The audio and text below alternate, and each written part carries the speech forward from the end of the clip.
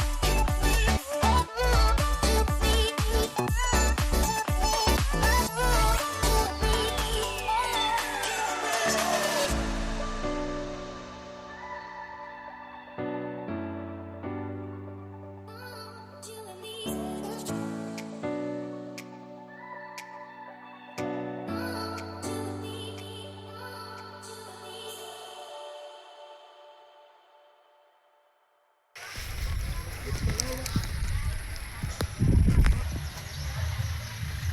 ni Carla mga kalingap.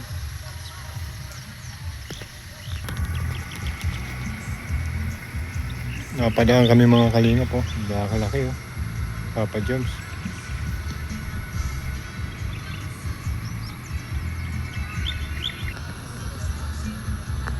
Ayan po mga kalingap po. Bahay po ni Papa Joms.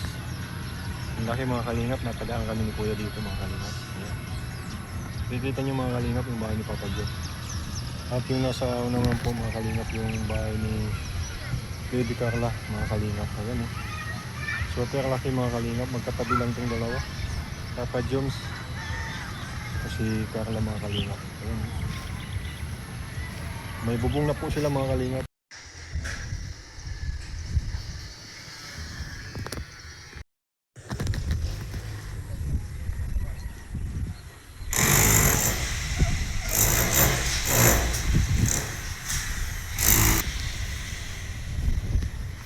Laki mga kalingap ng bahay. Ayun kay Carla mga kalingap. Yan po yung bahay ni Carla. Magkatabi lang po sila magkatabi.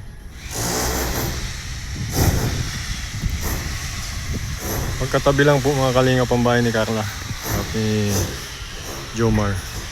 Ayan po mga kalingap yung bahay ni Papa Joms. Ayan po mga kalingap, ang laki. Ang laki po ng bahay ni Papa Joms mga kalingap.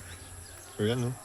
Katabi po niyan yung kay Carla po mga kalingap. Ayun oh. Napakalaki din. Magkasunod lang po mga kalingap yung bahay ni Papa Joms tapos ni Carla Bills. Kaya nga mag-agum nga mga kalingap. Ayan oh.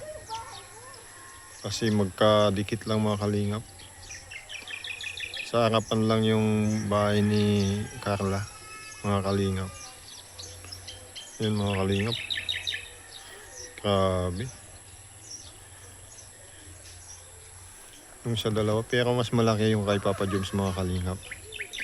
Ayan o. Bahay ni Papa Jomars. Natatapos na pala yan. Yung kay Carla po mga kalingap. Malaki din. Ayan o.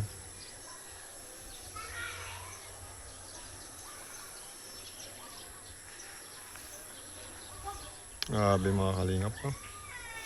Nandito na lang tayo kaya binidyoan na natin mga kalingap.